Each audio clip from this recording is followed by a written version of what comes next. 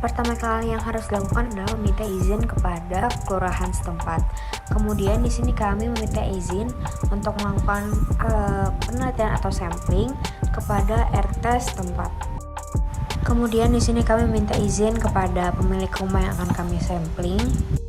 Lalu kami melakukan proses sampling selama 8 hari berturut-turut dengan di jam yang sama di tiap harinya.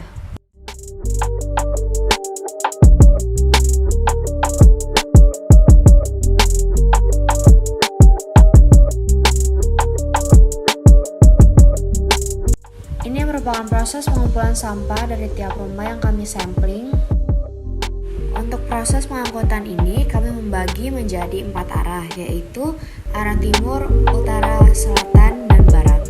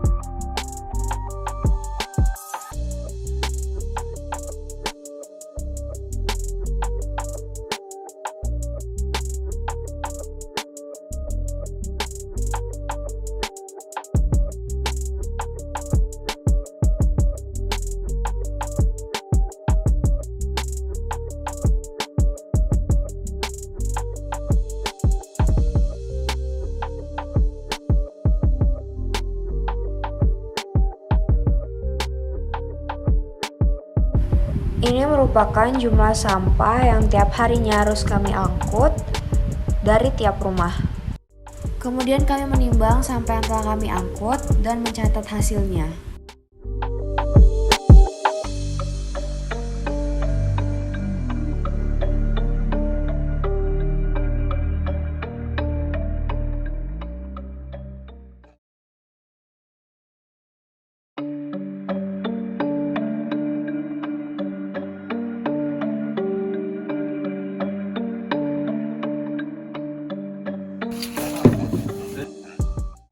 Selanjutnya yaitu proses pemilahan sampah.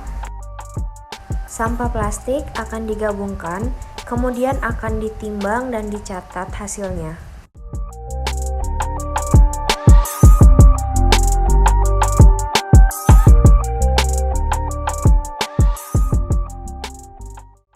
Kemudian sampah sisa makanan akan digabungkan, kemudian akan ditimbang dan dicatat untuk hasilnya.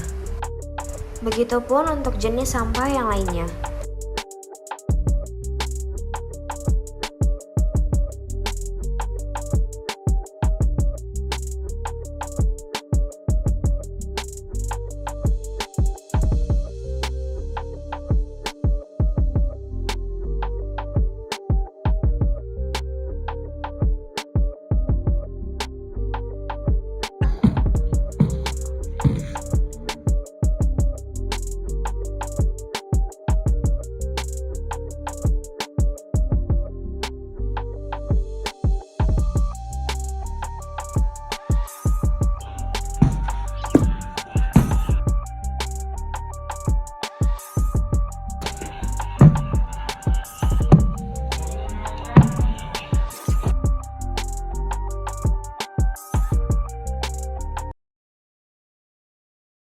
Pertama, kami akan menjelaskan proyeksi penduduk. Nah, proyeksi penduduk ini kami memproyeksikan sampai tahun 2028 dengan metode geometri karena standar deviasi yang terpilih yaitu geometri dengan nilai 784,229.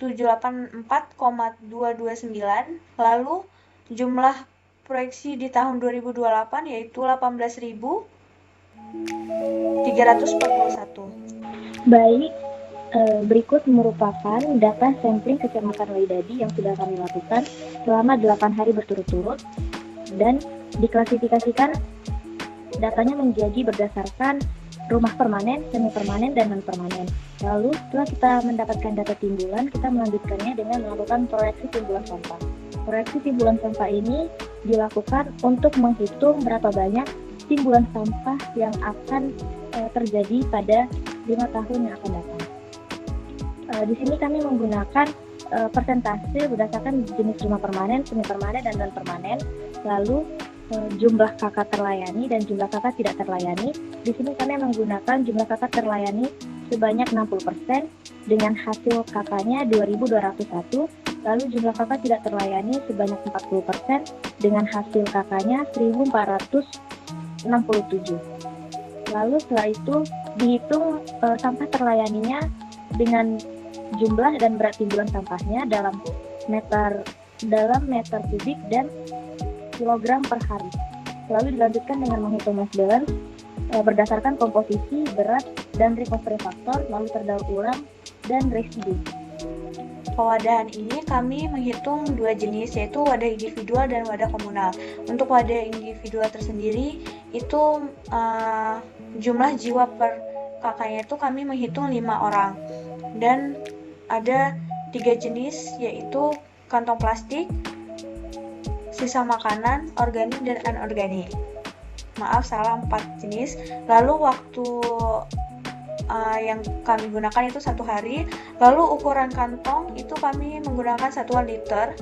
Lalu untuk wadah komunal ini memiliki 3 jenis rumah, yaitu permanen, semi permanen, dan non permanen. Untuk jumlah rumah yang kami gunakan dalam permanen itu 880 dan jumlah wadahnya 206, semi permanen 1284, jumlah wadahnya 300, dan non permanen 1504, jumlah wadahnya 352. Dilanjut untuk sistem pengangkutan yang kami gunakan yaitu sistem HCS atau sistem kontainer angkat. Sistem kontainer angkat ini wadah pengumpulannya dapat berpindah-pindah dan ikut dibawa ke tempat pembuangan akhir. Lalu alat yang kami gunakan untuk mengangkut sampah itu adalah dump truck. Dalam merencanakan TPS 3R terdapat beberapa area yang harus dicari luasnya. Yang pertama, area penerimaan sampah. Dalam perhitungan kami terdapat luas sebesar 26,13 meter persegi. Kemudian ada area pemilahan sampah dengan besar 33,69 meter persegi.